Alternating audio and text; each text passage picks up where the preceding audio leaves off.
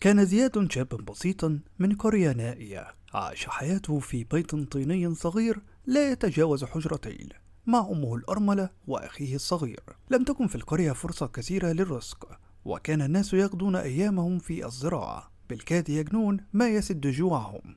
ومنذ أن توفى والده حمل زياد مسؤولية أسرته على كتفيه، وهو لم يتجاوز 17 من عمره. كان ينهض قبل شروق الشمس، يذهب إلى الحقول، يعمل في أرض غيره مقابل أجر زهيد، ثم يعود في المساء متعبا لكنه راض.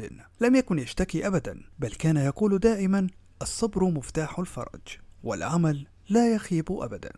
السلام عليكم ورحمة الله وبركاته. سنحكي اليوم قصة جميلة جدا تعلمنا معنى الصبر والاجتهاد، ولكن قبل البدء دعونا نصلي على سيدنا محمد عليه أفضل الصلاة والسلام.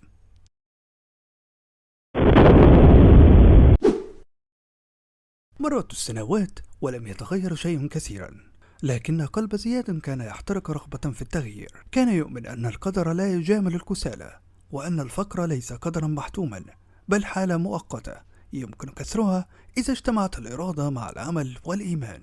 وفي أحد الأيام، وبينما كان يعمل في حقل أحد الأغنياء، سمع صدفة رجلين يتحدثان عن مشروع جديد في العاصمة، يبحثون فيه عن شباب أمناء لا يشترطون الخبرة، بل يشترطون الصدق والانضباط. شعر زياد بأن هذه الفرصة التي طالما انتظرها. قرر أن يذهب.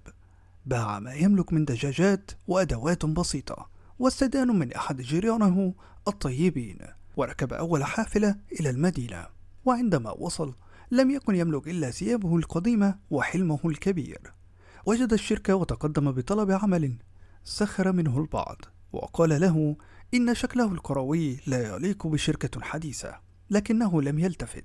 كان مدير الموارد البشرية رجل حكيما، لاحظ في عيني زياد شيئا مختلفا، شيئا لا يشترى، فقال له: ابدأ كعامل نظافة، وإن أثبتت نفسك فلك ما تريد. وافق زياد دون تردد، وبدأ يعمل في صمت وبدقة ونشاط. جعل الجميع يلتفت إليه. لم يكن فقط ينظف المكاتب، بل كان يراقب كيف يتحدث الموظفون، كيف يتعاملون مع الحاسوب، وكيف يدار العمل، ويحفظ كل شيء بعقله.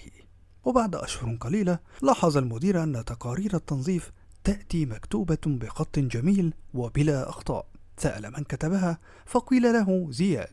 استدعاه وسأله عن تعليمه، فقال: لم أتم دراستي، ولكنني أحب القراءة وأتعلم كل يوم. أعطاه فرصة للعمل كمساعد إداري، وهنا بدأ نجم زياد في الصعود.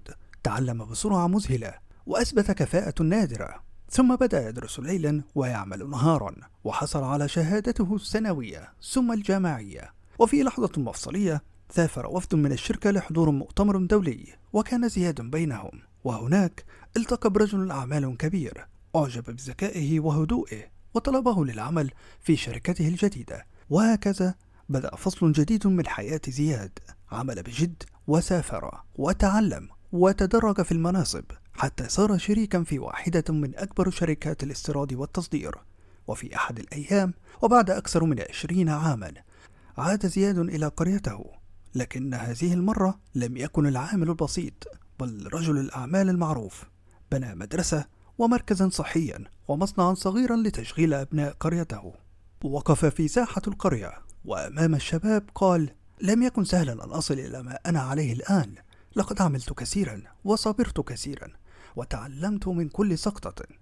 النجاح لا يأتي فجأة، بل هو حصيلة أيام طويلة من التعب، وربما قليل من الحظ، لكن من دون عمل لا يصنع الحظ شيئا.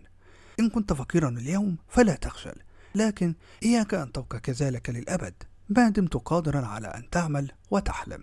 هكذا كان زياد رجلا بدأ من التراب، لكنه لم يرضى أن يبقى فيه. حمل فقره على ظهره وصار به نحو المجد. وما بين الصبر والعمل، وبين التعب والأمل، كانت رحلته تكتب فصول قصة تروى لكل من يظن أن الحلم مستحيل. وهكذا كانت نهاية القصة. ألقاكم في قصة أخرى. سلام.